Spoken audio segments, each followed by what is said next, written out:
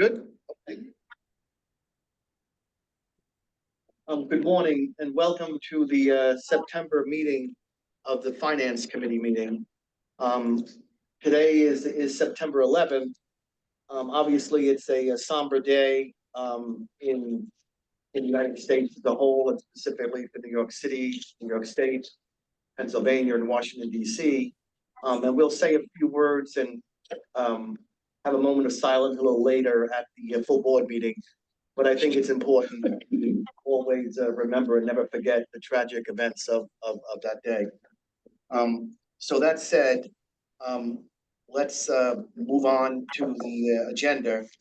And first up is the adoption of meeting minutes, first from the July meeting of Finance. Can I please get a motion to approve those meeting minutes? Yes. So thank you very much, Al. Second. Dennis, all in favor, aye. Aye.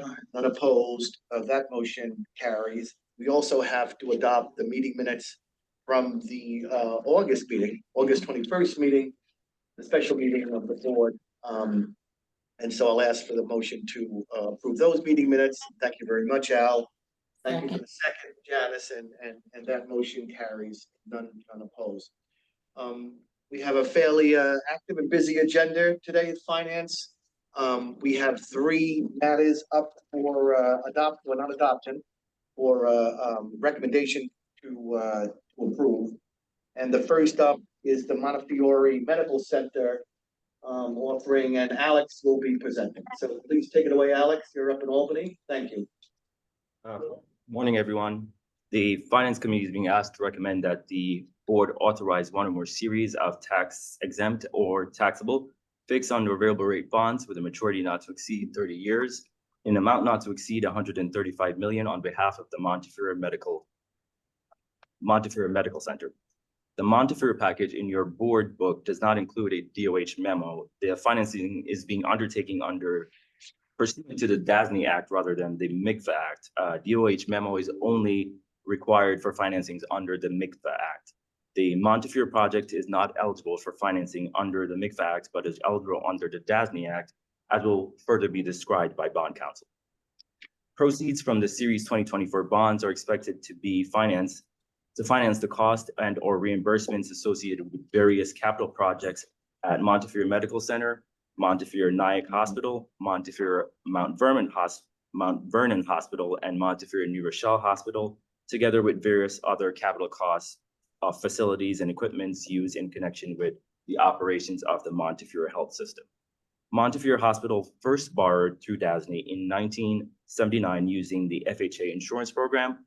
The medical center's most recent issuances through DASNY in 2018 and 2020 utilized the obligated group structure. Montefiore Medical Center is a member of the Montefiore Health System, Inc., and is the flagship of the integrated academic healthcare system serving the Bronx, Westchester, Orange, and Rockland counties. The medical center represents approximately 66% of the health system's total operating revenue and 69% of its total assets. Projects to be funded by this transaction include upgrades to existing facilities, equipment acquisition and replacement, and information technology system acquisition, replacement, and upgrades. The security for the bonds. The security will be one or more obligations issued under the master trust indenture. The obligations are expected to be secured by both a security interest in gross receipts of members of the obligated group and mortgages on certain facilities of members of the obligated group. Currently, the sole member of the obligated group is the Montefiore Medical Center. The medical center's current rating on its outstanding debt is Baa3 from Moody's and BBB- from S&P, and these are expected to remain the same. Additionally, the medical center has advised staff that it is evaluating a tender program for previously issued taxable bonds. If implemented successfully, the tender program would permit the medical center to purchase tender taxable bonds at a discount. This may enable the medical center to, one, have less debt on its balance sheet, and two, have overall lower debt service requirements. However, the timing of the tender program, if any, has not been determined, and the medical center cannot provide assurances as to the amount of prior taxable bonds that would be tendered or the related purchase price. Just to provide the board with an overview of the medical center's operation, Medicare and Medicaid combined constitute the largest portion, approximately 67% of the medical center's gross revenues, followed by commercial payers at 32%. Discharges have increased approximately 5% post-pandemic from 72,400 in 2020 to 76,300 in 2023. Outpatient visits have grown post-pandemic to 2.5 million in 2023, almost back to its pre-pandemic 2019 levels of 2.6 million. The medical center's occupancy rate has increased post-pandemic to approximately 85%, both above the 2022 state and DASNY medians.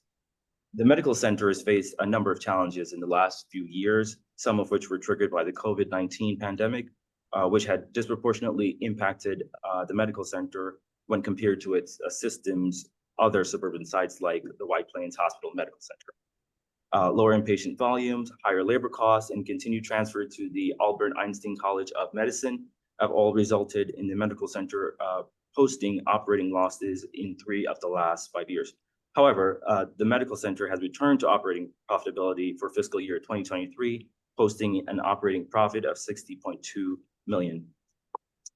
This is partly due to increased state/federal funding through the state's directed template program for safety net hospitals. This support comes in the form of a Medicaid rate enhancement. The medical center has reported total assets of approximately 4.7 billion in fiscal year 2023, which was slightly above the 4.6 billion figure reported in fiscal year 2019. Over the same period, liabilities have grown by 24% to just over 4.7 billion, resulting in the medical center reporting negative net assets of 111.7 million. The medical center has submitted approximately 460 million in funding requests to FEMA related to COVID-19 expenses incurred during the pandemic. For fiscal year 2023 and 2022, the medical center recognized a combined total of 74 million of such revenues. In 2024, 189 million in additional FEMA payments were obligated to Montefiore and are expected to be received, with the balance potentially coming in 2025. Mr. Chairman, that concludes my presentation. However, I wanted to hand the presentation over to John Rankin of Hawkins, Delafield, and Wood to provide some comments to the board. Thank you very much, Alex. Thanks, Alex. As Alex noted, the bonds here are proposed to finance capital projects at Montefiore Medical Center and various other facilities that are part of the Montefiore health system. In most cases, healthcare facilities undertaken by DASNY go through the New York State Medical Care Facilities Finance Agency, or MCFA Act authority. However, because several of the project components here are owned and operated by entities other than the medical center, the proposed project doesn't fit entirely within the scope of authorized financing under the MCFA Act. Montefiore Medical Center is specifically named in the DASNY Act, so DASNY is able to make the proposed loan and issue the related bonds under the authority, independent authority, provided in the Dormitory Act. Thank you. Thank you, John. Mr. Chairman? Sure.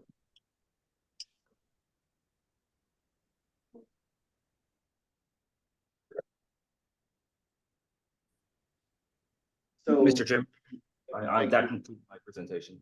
thank you very much, Alex. I'm not going to speak for Ken. I think Ken's there for the Department of Health, but it's my understanding that even though the Department of Health has no affirmative obligation to issue any recommendations, I don't think they object to this proposal. Right, No. Ken? No, Okay. not at all. We actually support the proposal, and DASNY has reached out to us, and we've reviewed the projects, and we've made sure that the projects are compliant with everything that we need. Great. So we treated it, we did not do the memo, but we treated it like we would have done the memo, if Right. that makes sense. Yes, Ken, thank you very much. And we always rely on the Department of Health and their excellent staff to voice their approval when necessary, and especially important on this offering to give us a comfort level. So thank you very much to you and your staff, Ken. Are there any other any questions or concerns related to this particular offering on finance? We'll start with Al or Janice. No, when I read it the first time, I was, is it a double B minus rating that they have? Yeah, it's far from the most stellar rating, but still it's a rating. And like the question I would ask in connection with that is, are they able to recover their Medicaid costs reasonably quickly? And I don't know, Alex, there's no reason for you to spend a lot of time thinking about that. But if I were looking at it, I would ask, other than the pandemic, what has caused what looks like a slowdown in their ability to collect Medicaid money from the state? But that's beyond this financing. So, and to your point, the net assets have actually improved since the end, what I consider the end of the pandemic. So no, I don't have, I'm sorry, Mr. Chairman, I don't have any questions. Thank you very much, Al. Janice, No questions. any other board members who are present for today's meeting? Any other questions or concerns? Well, hearing none, and I'll ask for a motion to recommend approval of this at the board meeting, which will shortly follow. So moved. Thank you so very much, Janet. Second, Al, thank you very much. All in favor, aye. Aye. Any opposed or abstentions? Hearing none, that motion carries. And thank you very much, Alex and John and to Ken for helping us through that. Next up is Northwell, and that's Matt. Matt, you're up in Albany. Thank you, everyone, and good morning. The Finance Committee has been asked to recommend to the board a 30-year term for a bond issue in an amount not to exceed $1.3 billion on behalf of Northwell Healthcare, Inc. The financing that you're considering this morning will finance various construction, renovation, and modernization projects for the members of the Northwell Health Obligated Group, as well as the current refunding of all or a portion of DASNY's North Shore Long Island Jewish Obligated Group Revenue Bonds, Series 2009 B, C, and D, and the forward refunding of all or a portion of DASNY's North Shore Long Island Jewish Obligated Group Revenue Bonds, Series 2015A. Under current market conditions, the refunding is anticipated to provide a net present value benefit of approximately $24.2 million. As this is an obligated group structure, the obligations issued under the master trust indenture will be a joint and several obligation of each member of the obligated group and will be secured by a lien on certain gross receipts of the members of the obligated group. In looking at the members of the obligated group, the members collectively have consistently recorded either close to or above 100 days cash on hand, and the cushion ratio has averaged nearly 11.3 to 1. 23, these ratios, as well as the current ratio, the operating margin, the excess margin, net profit margin, and the debt service coverage ratio were all above the recent statewide and DASNY medians. And just some other points, the annual operating gain has averaged over $190 million over the last 5 years. And with regard to the balance sheet, over $17.5 billion in total assets were recorded in 2023, with unrestricted net assets coming in at over $4.8 billion. As noted in the report, as of December 31st, 2023, the members of the obligated group represented approximately 81% of the total operating revenue and approximately 85% of the total assets of the system. With the 2024 financing, the obligated group is proposing to add 4 hospitals to the obligated group that are currently members of the system, but not members of the obligated group, and this will occur on the date of closing or shortly thereafter. With the addition of these 4 hospitals, the resulting members of the obligated group will make up approximately 91% of the total operating revenue and approximately 95% of the total assets of the system. We've provided attachment 1, which is an organizational chart, and this shows the system and the members of the obligated group. Northwell Health, Inc. is the parent of the system, and Northwell Healthcare, Inc. is the parent of each member of the obligated group. Northwell Healthcare Inc. is also both a member of and a representative for the obligated group. And finally, the expected ratings are A3, A-, and A-. Thank you. Thanks very much, Matt. I'll note the four new additions, right? It's Matt, that's in Suffolk, Northern Westchester's up in Mount Kisco, Ponic Bay, and Phelps up in Sleeping Valley. I think all those hospitals actually received pretty good ratings. I think Northern Westchester got an A rating in the last report. It's a terrific hospital. Yeah, they're good local hospital as well. And I'm assuming we checked that the proper procedures are followed related to the approval to be part of this obligated group. I'm sure that's all That's covered by our lawyers. Thank you. Correct. There are procedures and that process is underway. Correct. Thank you. Any questions or concerns, Al or Janice, to start? No, with this, it's a powerhouse firm. Yes, I agree 100%. Any of the board members who are present, any questions, concerns, comments? Okay, hearing none, I will ask for a motion to recommend that this offering be approved at the board meeting, which will follow this meeting. Thank you So very much, moved. Al. Thank you, Second. Janice. Second, all in favor, aye. Aye. Any opposed, any abstentions? Hearing none, that motion carries. Thanks again, Matt, but don't go far because you have NYU Langone. Thank you, Mr. Chairman. And so the Finance Committee is being asked to recommend to the board a 12-year bond issue in an amount not to exceed $140 million on behalf of NYU Langone Hospitals. Financing that you're considering this morning will include a refunding of all or a portion of DASNY's NYU Hospital Center Revenue Bonds, Series 2014, and DASNY's NYU Hospital Centers Revenue Bonds, Series 2014, dated January 2015. The financing before you also includes the refinancing of all or a portion of the Nassau County Local Economic Assistance Corporation Revenue Bonds, Winthrop University Hospital Association Project, Series 2014.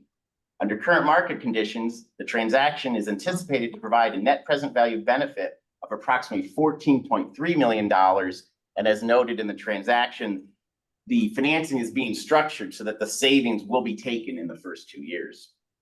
As this is also an obligated group structure, obligations issued under the master trust indenture will be secured by a security interest in NYU Langone Hospital's gross receipts and mortgages on certain NYU Langone Hospital's facilities. And looking at NYU Langone Hospitals, in recent years, they have consistently recorded either close to or above 150 days cash on hand, and their cushion ratio has averaged nearly 13.3 to 1. For 2023, these ratios, as well as the current ratio, operating margin, excess margin, net profit margin, and debt service coverage ratio were all above the recent statewide and DASNY medians. And just some other points, NYU Langone Hospital's annual operating gain has averaged over $575 million over the last 5 years. And with regard to the balance sheet, over $12.5 billion in total assets were recorded in 2023, with unrestricted net assets coming in at nearly $5.6 billion. And finally, the expected ratings are A1 and A+. Thank you. Thanks very much, Matt. By the way, I should have noted before on Northwell as well as on NYU that the Department of Health has issued the required recommendation of approval of both of those offerings, including the NYU. Terrific. Are there any questions or concerns, Al or Janice, to start? No, they're good. None. Hearing none, I'll ask the other board members who are present if they have any other questions or concerns or comments. No questions. Thank you very much, Beryl. Hearing none, I will ask for a motion to recommend approval of this offering at the board meeting, which again will shortly follow. Thank you, Janice, so very much. Second, Al, thank you very much. All in favor, aye. None opposed, and there are no abstentions. So that motion carries. Unless anyone on the committee or any of the other board members have any questions or concerns or comments for finance, That'll conclude finance. Hearing none, I'll ask for a motion to adjourn. So In moved. advance to the board Second. meeting. Thank you very much. Janice, all in favor, aye, none opposed, none abstentions, that motion carries. So that concludes finance for September 2024. Thank you.